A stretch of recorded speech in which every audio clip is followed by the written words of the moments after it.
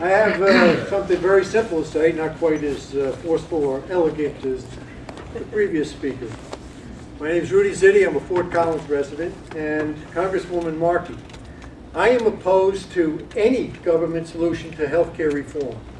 Arguing the specific points of H.R. 3200 or the mysterious Senate bill would be pointless, because they keep changing it all the time, and they tell you that you can't understand it, you're not smart enough. So there's no point in arguing any of the points of these bills. It's an egregious abuse of governmental authority to impose this legislation and others like it on us, which will fundamentally transform America. Here are a few common sense questions that I have for you, Congresswoman Markey.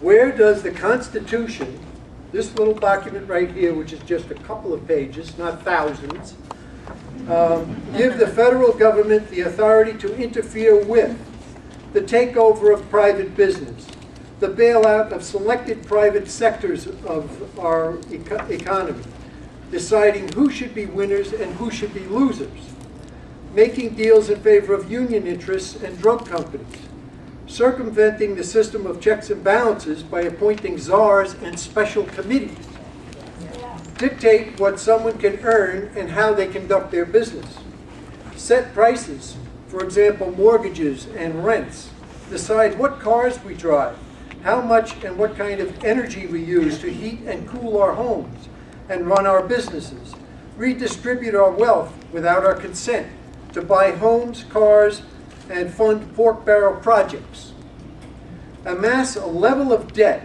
which will burden future generations well into the next century. Where does it dictate when and how I may provide for my family's health care? Nowhere is where I say. As Ronald Reagan said, government is not the solution, government is the problem.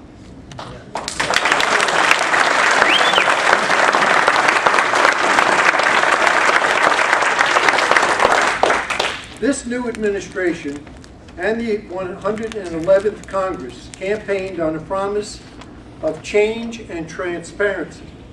Sadly, it has become government intrusion and expansion on steroids. America was built on a principle of limited government and individual freedoms. Our founders sought to guarantee that government would protect the individual's rights and freedoms and the abilities to invent, innovate, improve, implement, prosper, and own property. This individual exceptionalism is what made America great.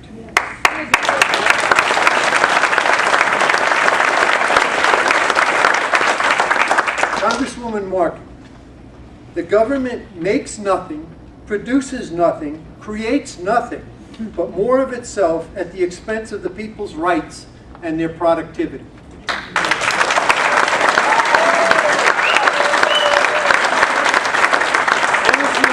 I would suggest that you read a simple booklet, a 50-year-old essay called I Pencil, written by Leonard Reed. His message in this book I'm going to sum up in a couple of sentences. It's not that error begins when the planners plan big.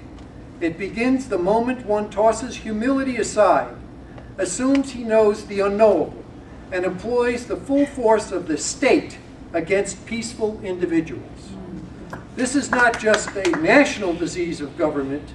Take, for example, cap and trade, TARP, stimulus, and now health care.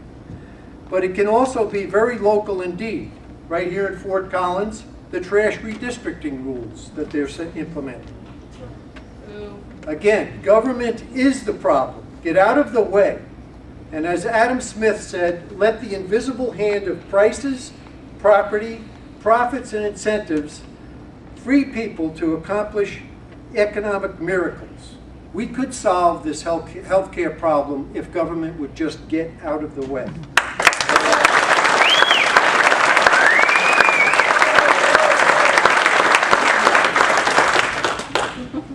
It was our free market principles and individual creativity and exceptionalism that in just 233 years created the highest standard of living, the most technological advances, and the best health care in the world. Amen. If the government controls services, pricing, supply, there will be no health care options other than the government health care options. And we all know how well that works. Anybody want free constitutions that happen without position? Now, does anybody know who I am? No. You know why? Because I'm nobody. I'm not rich. I'm not famous. Okay? So, you know, we're all in this together. Like I said, I've never done this either. I'm retired. I expect by next year that I will not have any retirement money left. I expect our dollar is going to be totally worthless. Yes. I don't know what to do about it at this point, but I do know this. She isn't listening to logic or reason or arguments. Okay? I think they've thrown us a little bit of a smokescreen. They want us to talk about the issues in this. How many of you think that the stimulus package is about stimulating the economy? No. It has nothing to do with it. What does cap and trade have to do with energy or anything else?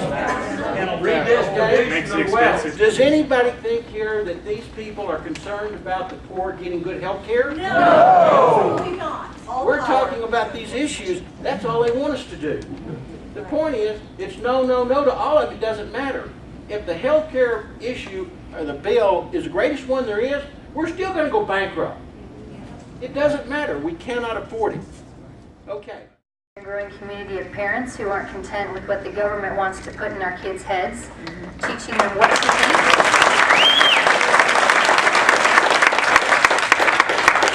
Teaching them what to think instead of how to think.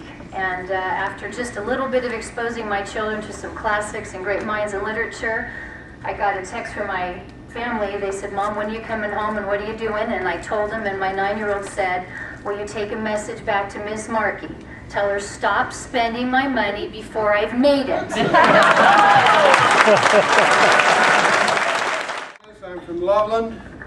I'm 75 and I still work.